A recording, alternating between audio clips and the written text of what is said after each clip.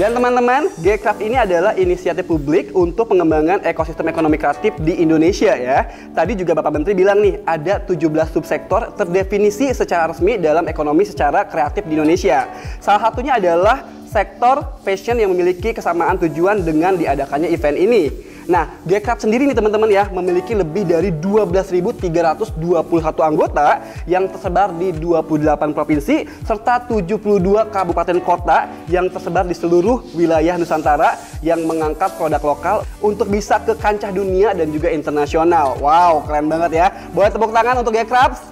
Waduh, terima kasih banyak. Aduh, saya merinding loh, karena ini banyak banget nih anggotanya ya. Nah, teman-teman, udah nggak perlu berlama-lama lagi. Sekarang di sebelah saya sudah ada Bang Kawendra, Ketua Umum dari Gcraft, dan juga ada Ibu Evelina Murwarni sebagai Direktur Corporate Strategi dari Indonesia 5. Orang yang bener-bener semangat banget membangkitkan perekonomian negara.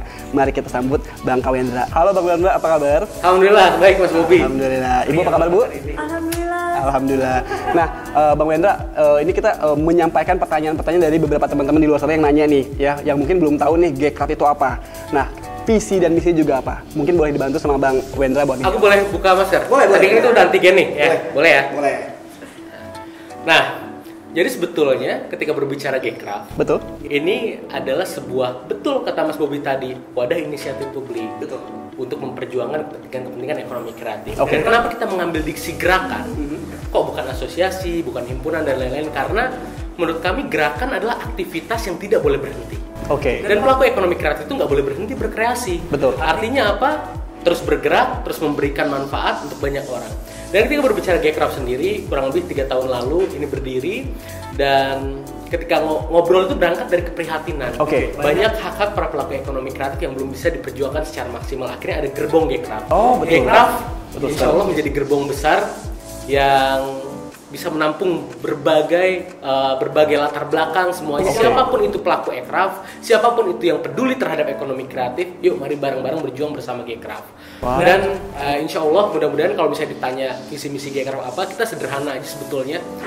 Gcraft berharap dan mendorong Indonesia ke depannya bisa menjadi pusat peradaban ekonomi kreatif dunia. Wow. Muluk-muluk? Enggak. Kenapa nggak muluk-muluk? Karena tahun ini adalah tahun ekonomi kreatif dunia. Betul. Gitu. Dan yang memprakarsainya beberapa tahun lalu adalah Indonesia di sidang umum PBB. Oke. Artinya apa? Gagasan kita Diterima. diadopsi, Oke. diterima oleh masyarakat dunia. Jadi kita tidak perlu berkecil hati, kita yakin, kita percaya diri bahwa kemampuan ekonomi kreatif Indonesia tidak kalah dengan negara-negara lainnya. Oh, keren. Boleh tepuk tangan teman-teman semua? Keren. Aduh, saya merinding loh dengernya loh ya. Nah, Bang, tadi kan kita udah ngomongin visi dan misi nih ya. Kira-kira support apa nih Bang yang sudah dilakukan Gcraft sebagai wadah untuk tempat berkembangnya industri kreatif di Indonesia?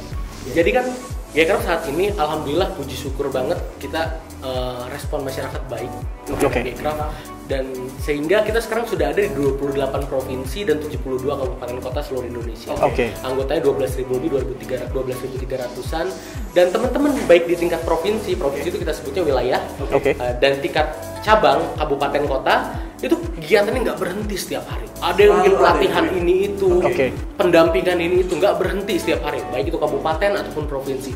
Jadi hal-hal sederhana, ikhtiar-ikhtiar yang bisa diupayakan teman-teman Gcraft secara bersama-sama di wilayah masing-masing itu yang bisa kita lakukan. Wow. Gitu. Jadi insya Allah dampaknya terasa nyata oleh masyarakat. Keren. Nah, Ibu, kalau misalnya dari saya langsung ke Ibu Evelina ya. Nah, dengan potensi industri kreatif fashion di Indonesia yang luar biasa nih Bu ya, ada program apa nih Bu dari Indonesia 5? Terkait terkait sama program Vision, nggak jauh juga dari Gcraft pastinya. Tadi seperti sudah dibilang Bang KW bahwa anggota Gcraft sendiri ada 12.000 lebih di 28 provinsi seluruh Indonesia, dan masing-masing wilayahnya sangat produktif banget, sangat mensupport banget bagaimana ekonomi kreatif di Indonesia itu bisa bangkit dan bisa sustain. Nah, dari potensi semua ini pastinya kita melihat dong bahwa kreativitas di Indonesia ini tidak terbatas. Betul sekali. Budaya di Indonesia tidak terbatas banget. Kekayaan wastra Indonesia tidak terbatas. Betul sekali. Dari Sabang sampai Merauke itu luar biasa banyaknya. Betul sekali. Di sini kita punya mimpi ya. Kita semua punya mimpi, punya keinginan. Gimana wastra Indonesia, gimana fashion Indonesia ini bisa menjelajah di seluruh dunia, bisa sampai di mancanegara, diterima oleh seluruh bangsa di dunia. Seperti inisiasi yang sudah diinformasikan Bang KW. Kita bersama dengan sebuah badan namanya Fashion Division.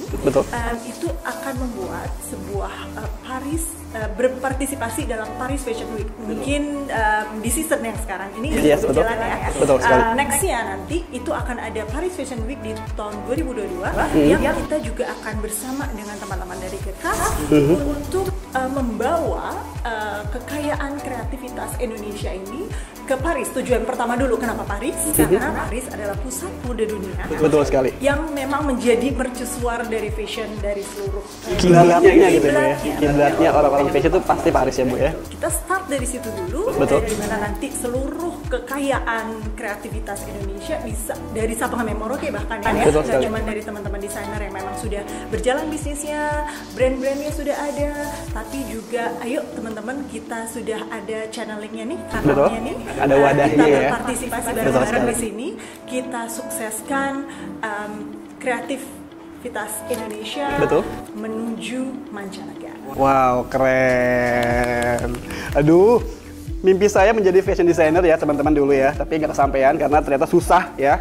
Nah, kalau bisa buat teman-teman tadi kan banyak nih yang penasaran nih, banyak nih yang bingung nih, banyak banget nih anggota dari Gcraft ya. Ada sekitar 12.321 orang nih. Dan itu tersebar di seluruh Nusantara ya. Nah, kalau bisa buat teman-teman yang mungkin penasaran, masih bisa nambah nggak ya anggotanya? Saya juga pengen daftar soalnya ya. Mending langsung tanya sama Bang KW. Bang, gimana nih Bang? Kira-kira boleh dong menjadi anggota untuk Gcraft? Iya, kita seneng banget. Kalau apalagi kalau Mas Bibi nanti bisa gabung di Gcraft, ya terbuka banget pintu Gcraft untuk siapapun itu. Teman-teman muda apalagi, karena kan kita semuda ini harus bisa berkontribusi sebanyak mungkin. Betul sekali. Nah, jadi Gcraft ini menjadi wadah kita berkontribusi untuk sektor ekonomi kreatif, dan dengan 28 provinsi ini, dan insya Allah tahun ini mudah-mudahan target kita lengkap di 34 provinsi. Amin. Itu pasti akan bertambah terus, dan semakin besar gerbong ini artinya semakin besar yang memperjuangkan kepentingan ekonomi kreatif di Indonesia. Betul sekali. Dan sekali lagi jangan lupa juga kenapa sih kita sangat semangat sekali, antusias sekali ketika berbicara soal ekonomi kreatif. Kita sudah terlalu lama dimanjakan dengan ekonomi ekstraktif. Ya kan, orientasinya sumber daya alam, batu bara ini itu dan sebagainya macam. Tapi sementara itu ada batas waktu habisnya. Berapa ratus tahun. Tapi ekonomi kreatif tanpa batas. Sumber ekonomi kreatif itu selama kita mau menggali tak akan pernah ada habisnya. Wow, betul sih ya sebenarnya bener-bener. Saya juga baru kepikiran nih kalau bisa kita nggak kreatif, aduh apalagi dalam masa pandemi ya Bang ya. Nggak kreatif, nggak makan teman-teman ya. Nah, Bang KW, nih ya, bagaimana nih ya menurut Bang KW mengenai bisnis fashion yang sedang berkembang di Indonesia, khususnya di situasi pandemi seperti sekarang nih Bang KW? Gini, ada 17 subsektor di ekonomi kreatif, di sektor ekonomi kreatif. Betul sekali. 3 yang memang sudah autopilot sejak lama, yaitu adalah kuliner, fashion, dan kria. Nah, tentunya ini menjadi unggulan. Kenapa bisa menjadi unggulan? Kita punya 17.000 pulau. Kita punya kekayaan kebudayaan yang luar biasa. Dan itu nggak pernah ada habisnya ketika itu menjadi inspirasi dari konten-konten kreatif. Baik itu diimplementasikan di fashion, di kuliner, di kria, dan sebagainya macamnya. Dan aku yakin banget desainer-desainer di Indonesia ini gak kalah keren gitu kan. Keren gitu kan. Udah tahu banyak sekali ya kan yang memakai karya-karya kita gitu kan. Dan dia berharap banget pasti kedepannya jauh lebih disupport dan terus memberikan kebanggaan untuk Indonesia dan fashion Indonesia semakin berjaya. Wow, keren, amin ya. Saya juga sempat lihat beberapa teman-teman saya juga yang desainer juga sudah mulai ini nih bang, mulai mencoba kancah internasional. Dan itu tuh tidak menutup kemungkinan buat kita untuk bisa berkembang lagi ya. Apalagi didukung dengan Gcraft ini, siapa tahu bisa menjadi jembatan buat teman-teman semua yang punya mimpi, yang punya brand, punya ide yang kreatif tapi nggak tahu mau kemana. Gcraft tempat yang cocok buat teman-teman semua untuk mengembangkan ide dan kreativitasnya bang ya. Nah, Bu, tadi kan kita udah ngomongin masalah Paris Fashion Week ya Bu ya. Dan rencananya juga kita bakal ada Paris Fashion Week 2022 nih Bu. Betul ya Bu ya. Nah, program apa saja nih Bu yang ditawarkan di kegiatan Paris Fashion Week 2022 di webinar roadshow ini Bu? Oke. Melalui webinar ini kita pengen menceritakan juga ya sebenarnya. Iya betul. Nanti di Maret 2022. Betul. Itu seasonnya adalah fall winter. Oke. Kita akan berpartisipasi dalam membuat sebuah gelaran yang bisa dinikmati oleh seluruh fashion enthusiast di Paris sana. Oke. Gelaran ini pastinya harapan kami juga bisa menampilkan seluruh kekayaan kita dalam sebuah acara khusus yang dibuat untuk mengangkat brand-brand Indonesia, desainer-desainer Indonesia, dan juga kekayaan dari Wastra yang didukung kekayaan dari Wastra dari seluruh berbagai macam daerah di Indonesia ya. Tapi tentunya nggak bisa seluruhnya karena Indonesia kan luar biasa banget kayanya ya gitu ya. Jadi ada ini ya Bu ya, ada seleksinya Bu ya? Yes, pastinya ada seleksinya, ada screeningnya juga. Betul sekali. Kami dan dari Fashion Division. Oke, betul sekali Bu. Terkait dengan kegiatan webinar dan lain-lainnya, sebenarnya kegiatan kita tidak hanya bermuara di Paris Fashion Week aja, tapi mulai dari sekarang, seperti pada webinar hari ini, ya karena Indonesia 5 adalah Below the Line agency yang memang menghandle event dan lain-lain selama 26 tahun belakangan. Betul sekali.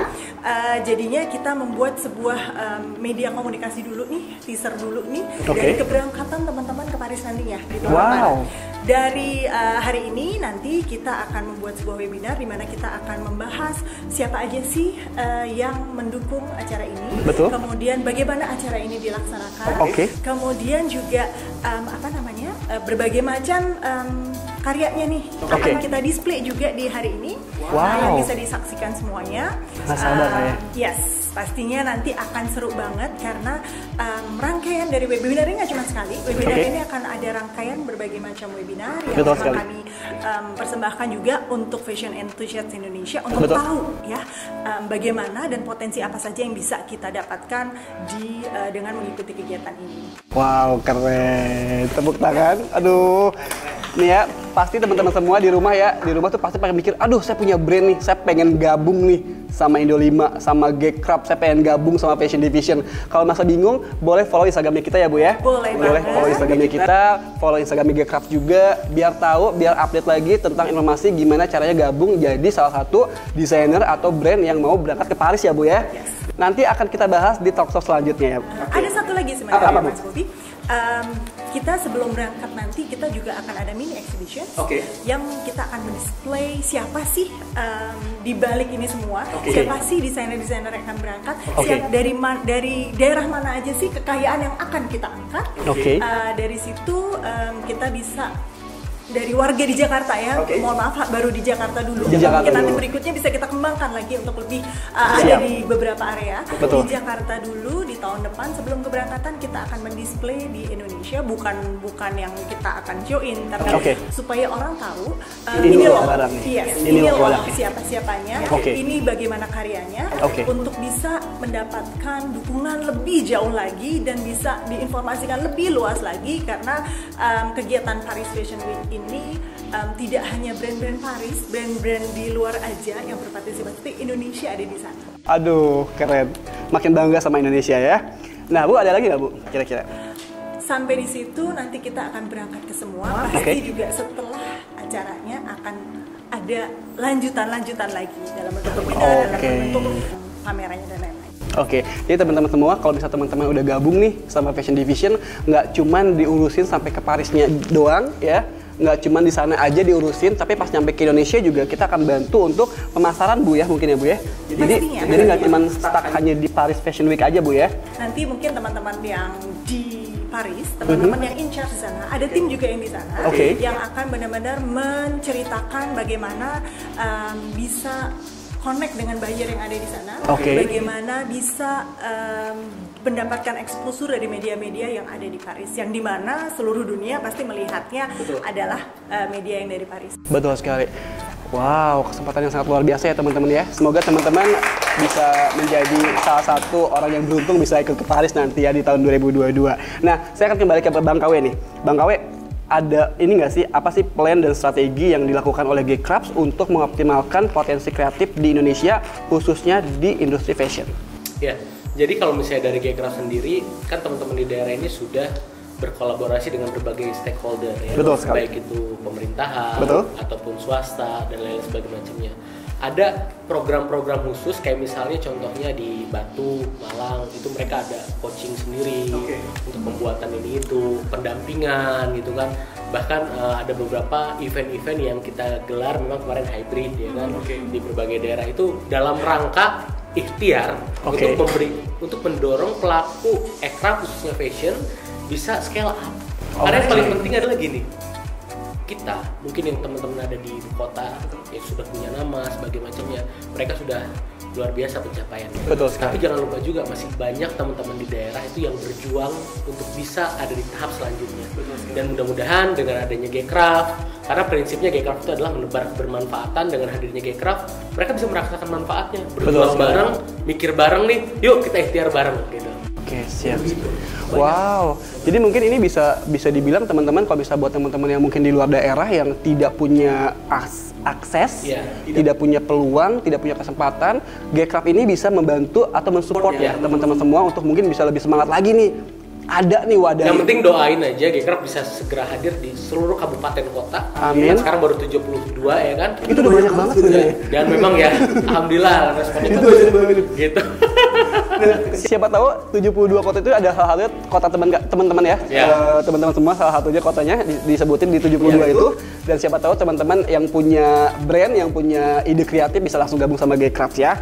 Dan boleh tepuk tangan buat Bang Wendra, Bang Kawendra sama buat Ibu Evelina. Aduh, seru banget hari ini pembahasannya. Semoga tips dan triknya juga bermanfaat buat teman-teman semua. Semoga insight-nya juga bermanfaat buat teman-teman semua. Semoga mulai sekarang teman-teman udah nggak mikir lagi nih mau kemana nih. Karena kita udah ada wadahnya. Kita udah ada Fashion Division dari Indonesia 5. Kita juga udah ada Gcrafts juga yang diketuai oleh Bang Kawendra ya Bang ya. Wow, keren sekali ya teman-teman ya. Kolaborasi antara Gcrafts dan juga Indo 5 ya. Semoga semuanya berjalan sesuai dengan rencana. Karena perekonomian di sektor fashion di Indonesia juga biar bisa bangkit lagi nanti ke depannya ya. Nah, jangan kemana-mana teman-teman. Karena sebentar lagi kami akan terhubung dengan Mbak Tika Ramlan, Wakil Ketua Umum Gcrafts yang akan membahas mengenai industri fashion dan juga bisnis fashion di Indonesia. Ini bakal seru banget tentunya ya. Oke, halo Mbak Tika. Apakah sudah terhubung dengan Mbak Tika? Halo, Assalamualaikum. Waalaikumsalam warahmatullahi wabarakatuh. Halo Mbak Tika, apa kabar? Halo, alhamdulillah sehat, baik. Sibuk apa nih hari ini nih? Kenapa? Sibuk apa hari ini?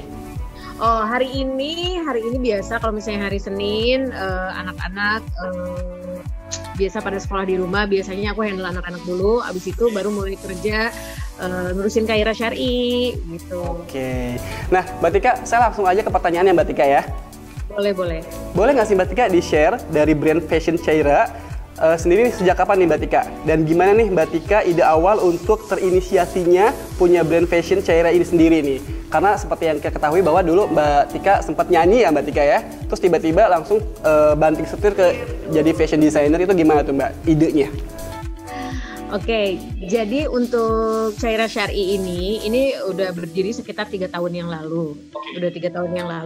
Jadi ini pertama itu dimulai dari langkah aku untuk hijrah, untuk pakai hijab. Dari situ aku udah mulai berpikir waktu aku akan sangat diminimalisir untuk di dunia entertain gitu kan. Jadi waktu itu aku mikir, aku pengen mengerjakan aku pengen bisa tetap produktif. Pengen tetap produktif dengan melakukan sesuatu yang memang di situ ada passion aku ya. Yaitu fashion gitu, dunia fashion gitu. Dan dari situ dimulai dengan aku bikin ide-ide, bikin scarf, bikin apa dengan yang masih sederhana banget ya, dimulai dengan bikin scarf gitu. Itu berjalan beberapa bulan dari situ. aku mulai ketemu sama teman-teman yang sudah mulai memulai bisnis di bidang fashion, dan di situ aku banyak sharing sama mereka gimana untuk memulai fashion, apa yang mesti pertama kali dilakuin. Dari situ alhamdulillah Kak Ira bisa berjalan sampai 3 tahun ini. Wow, keren. Nah, Mbak Tika kan dari penyanyi terus tiba-tiba banting setir menjadi seorang fashion designer. Nah, kira-kira apa sih Mbak yang harus diperhatikan sebelum terjun ke bisnis fashion? Apa nih Mbak yang harus diperhatikan? Harus belajar dulu kah? Sekolah desain dulu kah? Atau yang penting punya modal misalnya gitu? Atau gimana nih Mbak Tika? Menurut aku yang harus paling utama diperhatikan adalah minat. Itu harus benar-benar, karena ada orang yang mungkin oh ini sekarang mungkin lagi rame kita bisnis apa, semua ikut ke situ. Misalnya sekarang lagi tren banget bisnis kue, semua ikut bisnis kue. Tapi kalau misalnya kita mau memulai bisnis yang serius, kita pertama minat yang serius. Terus kedua juga kita mesti tahu kita akan bikin apa sih gitu. Terus kita juga mesti tahu target customer kita itu siapa sih gitu. Jadi kita tidak memulai bisnis cuman untuk ya udah kita mulai bisnis aja, tapi kita nggak tahu arah kita, tujuan kita, terus target siapa aja yang bakal kita ambil itu siapa. Itu harus kita tahu dari awal. Yang kedua, modal juga itu penting. Krusial banget ya Mbak ya kalau modal ya. Penting banget, betul. Tapi aku percaya sih sekarang mungkin dengan modal yang sangat minimalis pun bisnis apapun bisa dimulai dengan kekuatan sosial media yang ada pada zaman sekarang ya. Nah, Mbak Tika, tadi kan Mbak Tika bilang kan bahwa bisnisnya Mbak Tika itu sudah berjalan hampir 3 tahun. Berarti 1-2 tahun sebelum corona ya Mbak Tika ya? Jadi 1 tahun berjalan. Iya betul. Corona nih. Nah, kira-kira ada nggak sih Mbak Tika misalnya kayak perbandingannya, penjualannya dari tahun pertama sampai 2 tahun corona ini? Apakah Caira terkena dampak pandemi atau biasa aja nih? Atau sama aja nih?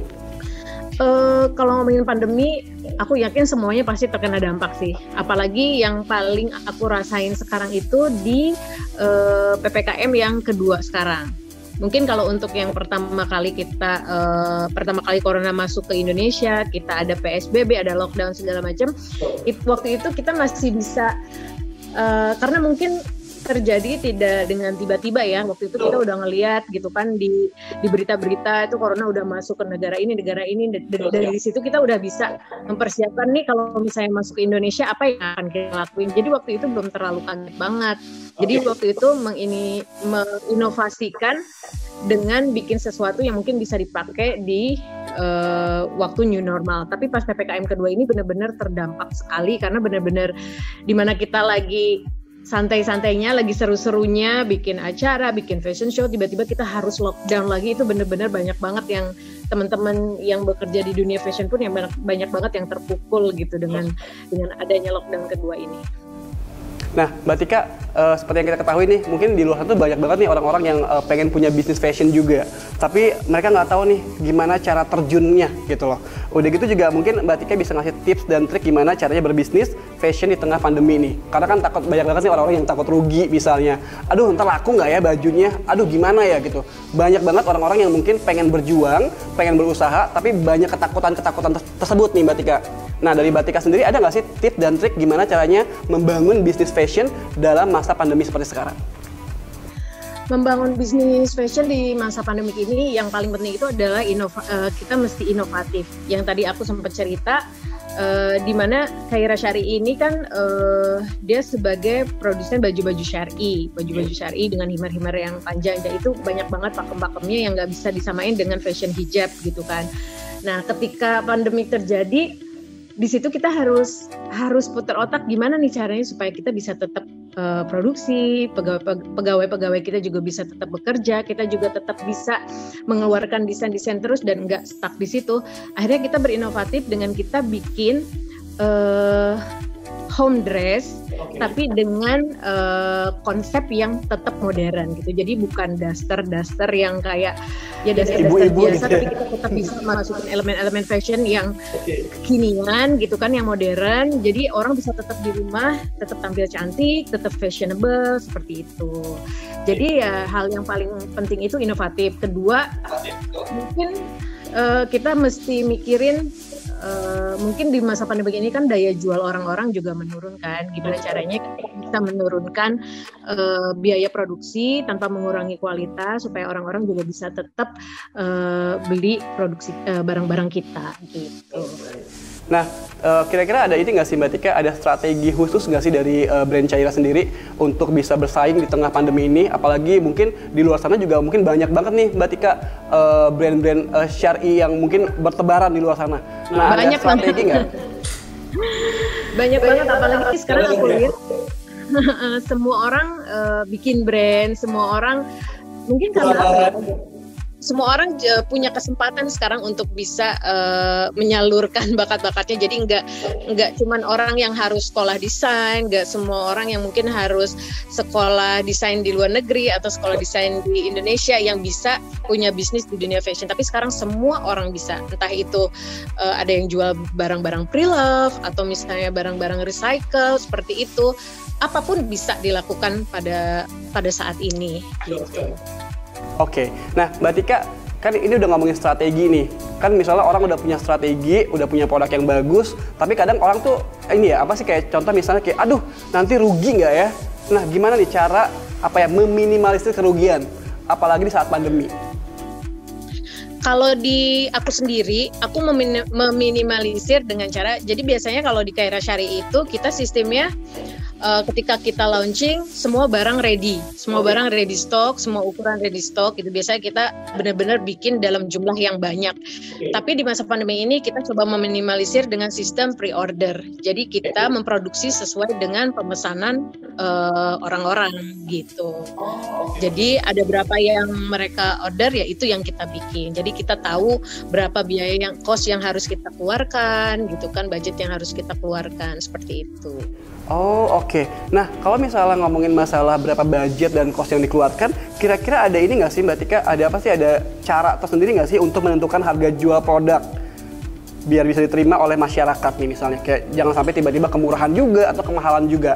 Ada nggak sih misalnya contoh, ya udah deh saya mau ambil 30% misalnya. Atau Mbak Tika gimana nih Mbak Tika?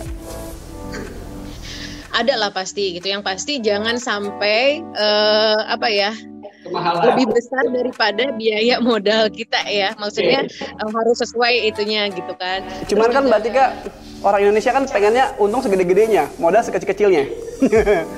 Ya kalau bisa gitu ya lebih bagus ya. Tapi maksudnya sampai kita rugi juga ya kan. Betul. Biasanya sih kalau untuk bersaing dengan para brand-brand lain, salah satunya biasanya kita ada bundling gitu. Jadi misalnya kita launching satu set baju syar'i atau apapun itu, biasanya kita kasih free scarf gitu, atau kita kasih free apa gitu. Jadi itu mungkin lebih menarik, apalagi kalau misalnya buat ibu-ibu ya kan, kalau misalnya ada free-nya gitu kan pasti seneng gitu, wah gratis gitu. Padahal maksudnya ya itu udah satu paket itu gitu maksudnya. Tapi itu harus dihitung untung ruginya juga, jangan sampai kita rugi juga gitu. Oh oke. Jadi free itu bukan benar-benar free ya? Jadi pokoknya kita ya kasih bundling apa gitu supaya bisa lebih menarik lah gitu. Oke. Nah yang kita tahu Mbak Tika singer ya, artis gitu. Berikutnya bisa switch seperti itu. Apakah memang ada yang kita tahu kan Mbak Tika waketum dari Gcraft nih, ilmu-ilmu apakah yang bisa didapatkan nih? Yang pasti belajarnya bukan dari saya. Apakah ada program-program di Gcraft yang memang kebantu banget nih, mensupport banget nih bagaimana Mbak Tika bisa mengembangkan bisnis Mbak Tika sampai sekarang? Atau mungkin ditambahin juga siapa nih Mbak Tika yang merekrut Mbak Tika untuk bisa bergabung ke Gcraft? Mungkin ya ditarik sama Bang KW kah? Dipaksa sama Bang KW kah? Mau nggak mau harus mau. Boleh Mbak Tika. Oke, dari bisnis kecil, dimana waktu itu aku memulai dengan membuat scarf gitu yang bisa dipakai untuk daily seperti itu.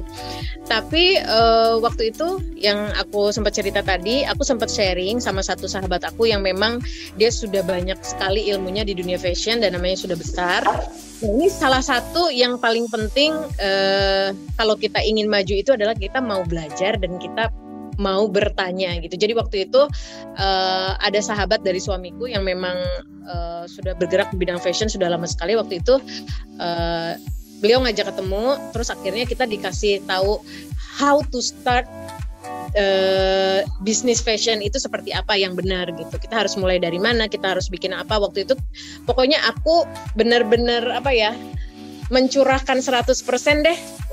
Karena aku pengen gitu, karena ketika itu kalau memang sudah pengen sesuatu ya akan dilakukan dengan sangat serius dan totalitas. Jadi waktu itu aku benar-benar dengerin ilmunya seperti apa, tahapannya seperti apa gitu. Dan waktu itu aku sempat nggak pede karena waktu aku nggak punya basic fashion, aku nggak pernah sekolah desain. Tapi waktu itu aku diyakinkan dengan bisnis fashion itu nggak mesti kamu harus bisa sketsa, nggak mesti kamu bisa desain, tapi yang penting kamu punya taste, kamu punya passion dan kamu punya taste. Dari situ kamu bisa tahu dan kamu bisa menentukan kamu akan bikin apa. Dan selain dari situ aku baru mulai dibimbing sama mereka, dibimbing sama beliau. Dan akhirnya aku memberanikan diri pada saat itu untuk ikut di Dubai Modest Fashion Week, which is itu Khaira Syar'i baru sekitar 5 bulan berdiri, itu aku udah memberanikan diri untuk ikut Dubai Modest Fashion Week. Itu kayak bunuh diri sih sebenarnya kalau orang-orang bilang ya gitu. Tapi ya udah waktu itu pede aja dan benar-benar dari situ Khaira mulai berkembang, mulai dikenal sama orang-orang. Dari situ kita juga udah mulai mengembangkan sayap kita lagi untuk mengeluarkan desain-desain yang baru lagi, yang inovatif lagi seperti itu. Mbak Tika, terima kasih banyak atas waktu dan kesempatannya. Terima kasih juga sudah sharing sama kita. Semoga insight-nya, tips dan triknya juga bermanfaat buat teman-teman semua di rumah tentunya ya. Okay. Dan saya juga mau mengucapkan terima kasih buat Bang KW. Terima kasih atas waktu dan kesempatannya. Buat Ibu Evelyn juga terima kasih buat waktu dan kesempatannya.